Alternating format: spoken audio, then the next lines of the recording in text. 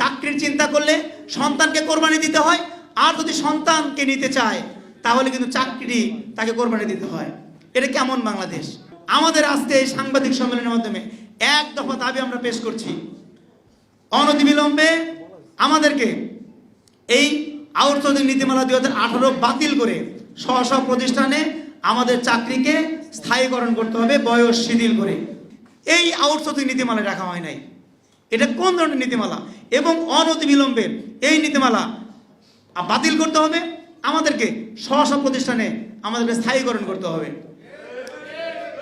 অবাক করা বিষয়, অনেক প্রতিষ্ঠান আছে যে প্রতিষ্ঠানে একজন মহিলা গর্ভধারণের জন্য ছুটি নিয়েছেন, 1 মাস পরে বা 2 মাস পরে অফিসে এসেছেন, তাকে বলা হয়েছে আপনার চাকরি নাই, আপনি চলে যান। সে কিন্তু চাকরি থেকে চলে গেছে।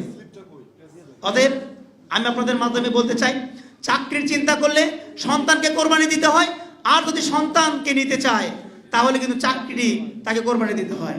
এটা কেমন বাংলাদেশ? অতএব সর্বোপরি আপনাদের কাছে আপনার জাতির বিবেক আপনারা যেমনিভাবে উপস্থাপন করবেন, এই জাতি ঠিক তেমনিভাবে জানবে। আপনাদের কাছে বিনয়ের সহিত আমি অনুরোধ করছি, আমাদের এই দুঃখ দুর্দশার কথাগুলো আপনারা আপনাদের উপস্থাপনের মাধ্যমে, আপনাদের লেখনীর মাধ্যমে, আপনারা বিভিন্ন পর্যায়ে সরকারের বিভিন্ন জায়গায় আপনারা কাজ করেন, সরকারের মাননীয় প্রধান উপদেষ্টা সহ প্রত্যেকটা উপদেষ্টা সহ যারা সরকারের নীতি নির্ধারণী পর্যায়ে আছে প্রত্যেকজনের কাছে আপনাদের কাছে বিনয়ের সহিত অনুরোধ করবো, আমাদের সারা বাংলাদেশের এই অবহেলিত, লাঞ্ছিত, বঞ্চিত প্রতিটি অস্থায়ী কর্মচারীদের পক্ষ থেকে আপনাদের কাছে বিনীত অনুরোধ করব, আমাদের দাবিগুলো আপনারা বিনয়ের সহিত সরকারের প্রধান উপদেষ্টা, প্রত্যেকটা উপদেষ্টা এবং সরকারের বিভিন্ন নীতি নির্ধারকদের কাছে আপনারা উপস্থাপন করবেন। শিয়া বাটার ও ভিটামিন ই সমৃদ্ধ lily glam beauty soap. Lily, always beautiful. যেন একটি সিদ্ধান্ত তারা নেন অনতিবিলম্বে, যে সেই সিদ্ধান্তের ফলে যেন আমরা আমাদের এই অবহেলিত, লাঞ্ছনা, বঞ্চনা, অসম্মান এই জায়গা থেকে আমরা মুক্তি পেয়ে আমরা যেন একটি সম্মানজনক জীবনযাপন করতে পারি। এই জন্য আমাদের আজকে এই সাংবাদিক সম্মেলনের মাধ্যমে এক দফা দাবি আমরা পেশ করছি, অনতিবিলম্বে আমাদেরকে এই আউটসোর্সিং নীতিমালা 2018 বাতিল করে স্ব প্রতিষ্ঠানে আমাদের চাকরিকে স্থায়ীকরণ করতে হবে, বয়স শিথিল করে।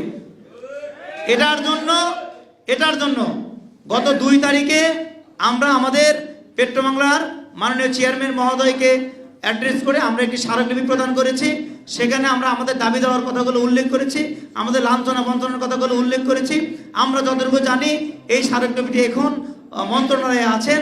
আমরা আজকের এই সাংবাদিক সম্মেলনের মাধ্যমে বিনয়ের সহিত আপনাদের কাছে অনুরোধ করতে চাই, আগামী 5 তারিখের মধ্যে আপনারা এই স্মারকলিপিটিতে যে সকল আবেদন আমরা করেছি, যে সকল যুক্তি উপস্থাপন করেছি, আমাদের সেই স্মারকলিপিটির আবেদনগুলো আপনারা যথাযথভাবে বিবেচনাপূর্বক আমাদের সাথে আলোচনা করে একটি যৌক্তিক সমাধানে আপনারা পৌঁছানোর জন্য একটু উদ্যোগ গ্রহণ করবেন।